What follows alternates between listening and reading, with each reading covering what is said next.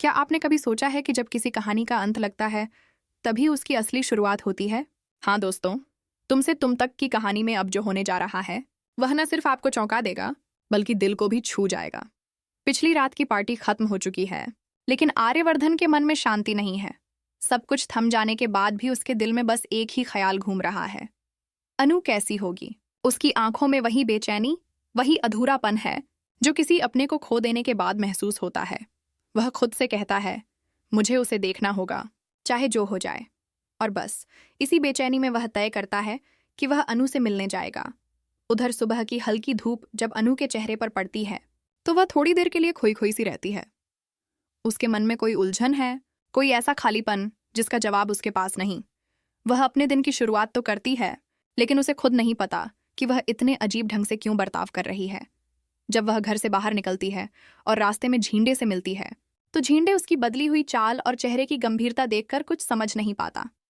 वह सोच में पड़ जाता है, ये वही अनु है ना जो हर वक्त हंसती रहती थी। झींडे उसे घर छोड़ देता है, मगर रास्ते भर वह अनु की खामोशी को समझ नहीं पाता। घर पहुंचते ही अनु के मम्मी पापा पुष्पा और गोपाल उसके व्यवहार को देखकर घबरा जाते हैं।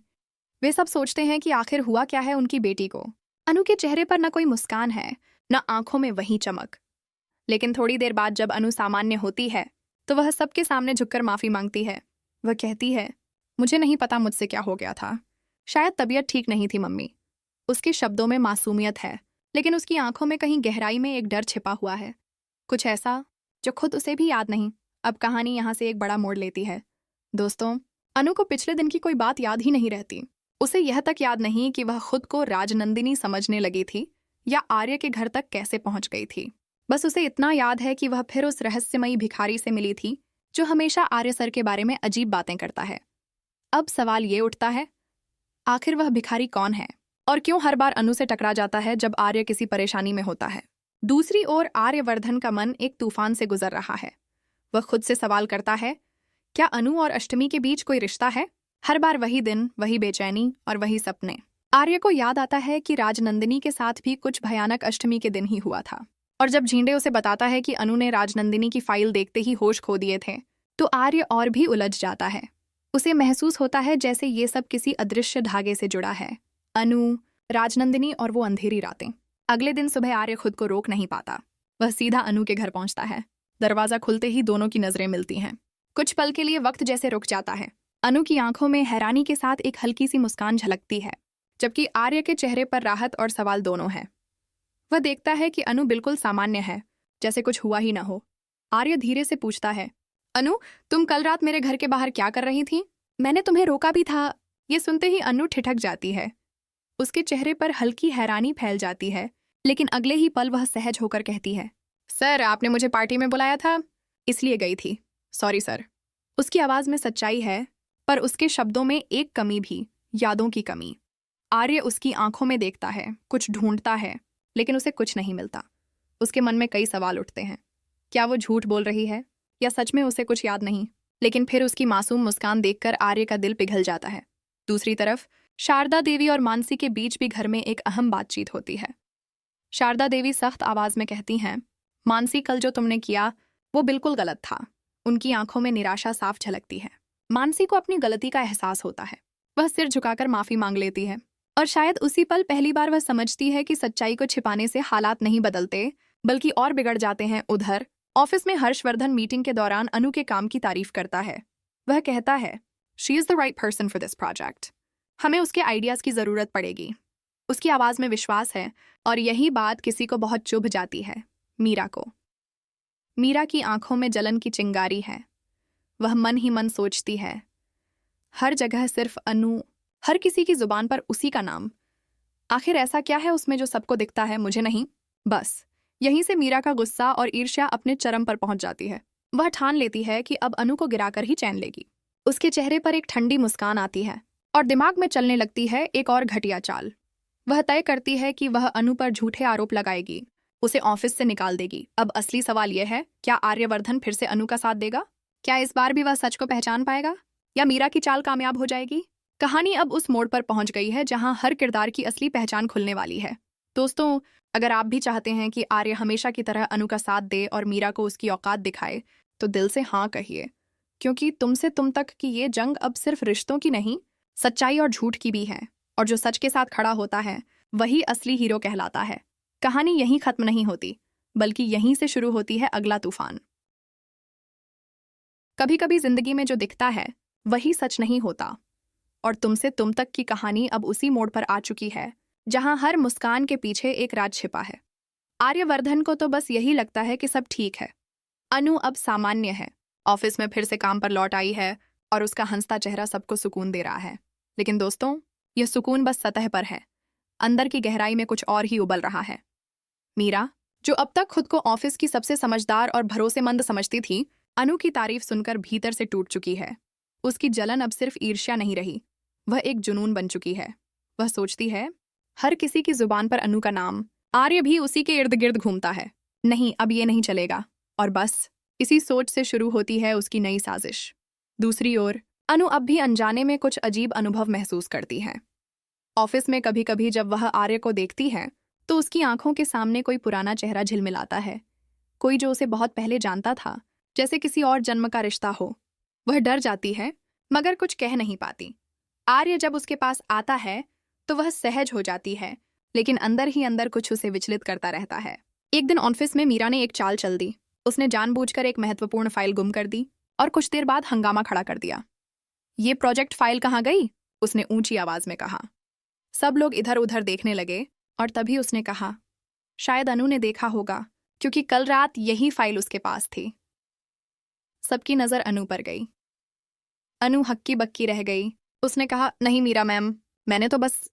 पर उसकी बात अधूरी रह गई। आर्य मीटिंग रूम से बाहर आया और उसने माहौल को शांत किया। उसने कहा, बस किसी को दोष देने से पहले बात पूरी सुनो। अनु की आंखों में आंसू थे। उसे खुद पर यकीन नहीं हो रहा था कि उस पर झूठा इल्जाम लगाया जा रहा है। आर्य ने मीरा से कहा, मुझे पूरा विश्वास है कि अनु ऐसा कुछ नहीं कर सकती। लेकिन मीरा की आंखों में चालाकी थी। उसने कहा, सर, मैं तो बस ऑफिस की जिम्मेदारी निभा रही हूं। अगर मैंने गलत कहा है तो सबूत सामने आने दीजिए। रात को अनु अपने कमरे में बैठी थी। उसके मन में वही सवाल बार बार गूंज रहा था, क्या मैं सच में कुछ भूल रही हूं? उसे अपनी यादों पर भरोसा नहीं रहा। तभी उसकी आंखों के सामने वो पुरानी डायरी आती है जो उसे कुछ दिन पहले अपने बैग में मिली थी। उस पर लिखा था, राजनंदिनी। अनु डरते डरते डायरी खोलती है और अंदर वही बातें पढ़ती है जो उसने सपनों में देखी थीं। हर पेज पर किसी आर्य नाम के व्यक्ति का जिक्र है और कुछ पंक्तियां ऐसी हैं जिन्हें पढ़कर उसके रोंगटे खड़े हो जाते हैं। अगर अष्टमी आई तो सब दोहराया जाएगा। उधर आर्यवर्धन भी चैन से नहीं बैठा। वह खुद को इस रहस्य से अलग नहीं रख पा रहा था। उसने झींडे से कहा, मुझे वो सब फाइलें चाहिए जो राजनंदिनी केस से जुड़ी हैं। झींडे हिचकिचाया, सर, वो सब पुरानी बातें हैं। फिर क्यों खोदना चाहते हैं? आर्य ने गंभीर आवाज में कहा, क्योंकि मुझे लग रहा है कि राजनंदिनी वापस आ चुकी है, किसी और रूप में। झींडे कुछ नहीं बोल सका। अगले दिन ऑफिस में माहौल तनावपूर्ण था। अनु लोगों की निगाहों से बचकर काम कर रही थी।